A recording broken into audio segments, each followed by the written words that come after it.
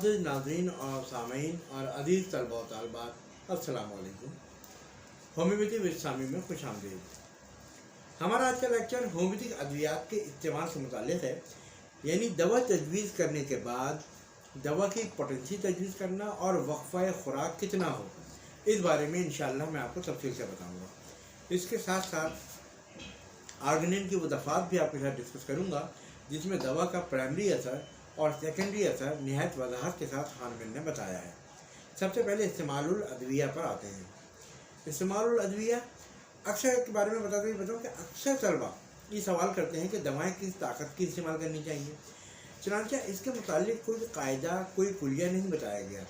अलबत्ता ये उसूल ज़ुबान दर आम है कि हाद अमराज में कम ताकत की दवा इस्तेमाल करें और मुज़म्मिन अमराज में बड़ी ताकत की दवा ज़्यादा मुफीद है, या जो दवाएं नबातात से हासिल की गई हों वो निजी ताकत में और मादनी और जहरीली दवाएं ऊँची ताकत में दें। लेकिन जब किसी दवा से फौरी असर पैदा करना मकसूद हो, यानी अजाबत वगैरह लाने की ज़रूरत पड़े, तो दवा नीची ताकत में ज़्यादा फ़ायदेमंद साबित होगी। वक्फ़े खुराक आम तौर पर 24 घंटों में 4 या 5 खुराकें दवा की दी जाती हैं। 3 दिन के वक्त यानी सुबह दोपहर शाम, 1 या 2 रात के वक्त। अलबत्ता मर्द की शिद्दत में 2-2 घंटे के बाद 8 खुराकें और शदीद तकलीफ की सूरत में 1-1 घंटे के वक्फे से या इससे भी कम वक्फे में दे सकते हैं। मसलन जब मर्द का हमला नहायत तेज़ हो तो दवा के 5-5 मिनट के बाद इस्तेमाल करने में कोई मज़ाक़ा नहीं। ऊंची ताकत या जहरीली दवाओं के लिए ज़्यादा वक्फे की ज़रूरत है। 200 नंबर यानी 200 नंबर की जो पोटेंसी है, हफ्ते में 1 बार से लेकर दिन में 3 बार तक इस्तेमाल करा सकती हैं। 1000 की ताकत की दवा हफ्ते में 1 बार या 24 घंटे में 1 बार भी इस्तेमाल करा सकते हैं। लाख या उससे ऊपर की ताकत महीने में 1 ही मरतबा काफ़ी है, मगर बाज़ औक़ात इनकी खुराकें जल्दी देने से शानदार नतीजे बरामद होते हैं। वैसे ये बात ध्यान में रहे कि दवा की दोहराई या वक्फ़ा खुराक का ताल्लुक डॉक्टर के ज़ाती तजुर्बे से होता है, जो कि एक दूसरे से मुख्तलिफ भी हो सकता है। जो आपकी प्रैक्टिस वसी होती जाएगी, आप इस बारे में ख़ुद अपना एक लाए अमल तैयार कर लेंगे, और ये आप नहीं करेंगे बल्कि आपका इल्म और तजुर्बा आपको बताएगा। दवा का मुक़द्दम और मौसर असर। दवा का मुक़द्दम और मौखर असर यानी इब्तिदाई और सानवी असर कह लें आप इसे। हार्मन के नज़रिए खाली दिलचस्पी नहीं है कि दवा मर्द में 2 तरह के असर पैदा करती है, एक मुक़द्दम यानी प्राइमरी और दूसरा मौखर यानी सेकेंडरी। मुक़द्दम असर दवा का वो असर है जो क़ुव्वत हयात यानी वाइटल फोर्स पर डालती है, और यह असर मर्द की अलामात के मुशाबे होता है। और मौखर असर जो शफा बख्शता है, यह क़ुव्वत हयात का मुदाफ़ियाना इक़दाम है।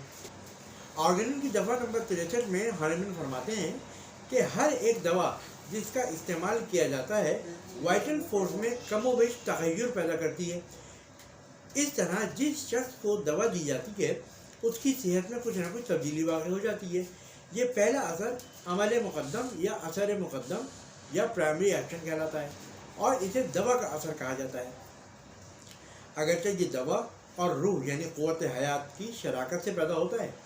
बाद असर मुक़द्दम का मुकाबला करने के लिए हमारी वाइटल फोर्स अपनी ताकत को खर्च करती है, और ये दूसरा फ़ेल जो इस मुहाफ़िज़ बदन या वाइटल फोर्स से खुद बहुत सादिर होता है, असर मौखर या अमल मौखर या सेकेंडरी एक्शन कहलाता है।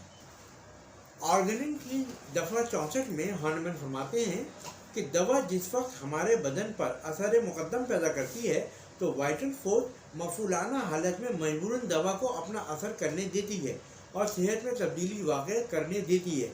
बाद वाइटल फोर्स बेदार होती है, और अगर दवा के मुक़द्दम असर के ख़िलाफ़ कोई असर होता है तो उसे अपनी ताकत से मुक़द्दम असर के मुकाबले में लाती है, और अगर बदन में ऐसा कोई ख़िलाफ़ असर ना पाया जाए तो इस असर की कोशिश करती है कि अपना खोया हुआ इक़्तिदार दोबारा हासिल किया जाए और जिस्म को एतदाल पर लाए, या यूँ समझिए कि वो अपनी तमाम तर क़ुव्वत को बैरूनी बरक़ी मसमूम क़ुव्वत के दफ़ा करने में खर्च करती है और अपने शफा बख्श असर को फिर से जारी करने की तदबीर करती है।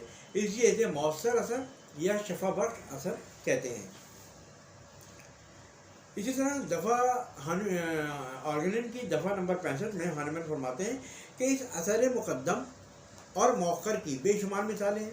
अगर एक हाथ को पानी में डबो दिया जाए तो वो दूसरे हाथ से ज़्यादा गर्म हो जाएगा, और बाहर निकालने पर यह खुश्क होकर दूसरे हाथ से ज़्यादा सर्द हो जाएगा।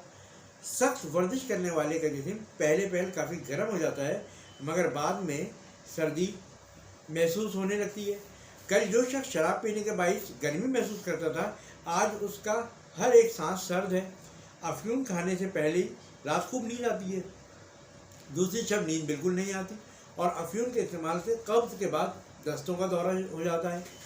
اس طرح دوا کی زیادہ مقدار جب کبھی تندرست شخص کے بدن پر اثر مقدم پیدا کرے تو اس کے برعکس اثر یعنی اثر مؤخر ہماری وائٹل فورس پیدا کرتی ہے۔ اس لیکچر کو کئی دفعہ سنیے گا تاکہ اس کو سمجھ سکیں اور اس سے بھرپور فائدہ اٹھا سکیں۔ یہ بات اگر سمجھ میں آ گئی کہ اثر مقدم کیا ہے اور اثر مؤخر کیا ہے، تو پوری ہومیوپیتھی کی بیس آپ کی سمجھ میں آ جائے گی کہ دوا کام کس طرح سے کرتی ہے اور ہمیں شفا ملتی کیسے ہے، دوا کیا اثر پیدا کرتی ہے، اور دوا کے ری ایکشن میں ہماری باڈی یا ہماری وائٹل فورس کیا اثر پیدا کرتی ہے، جس سے ہم شفا یابی کی طرف مائل ہوتے ہیں اور شفا یابی حاصل کرتے ہیں۔ یہ بات آپ کی سمجھ میں آ جائے گی۔ آج کے لیے اتنی ہی گفتگو کافی ہے۔ ہمیشہ کی طرح اس دعا کے ساتھ آپ سے اجازت چاہوں گا کہ اللہ تعالیٰ آپ کو آسانیاں عطا فرمائے اور آسانیاں بانٹنے کی توفیق عطا فرمائے۔ آمین۔ اللہ حافظ۔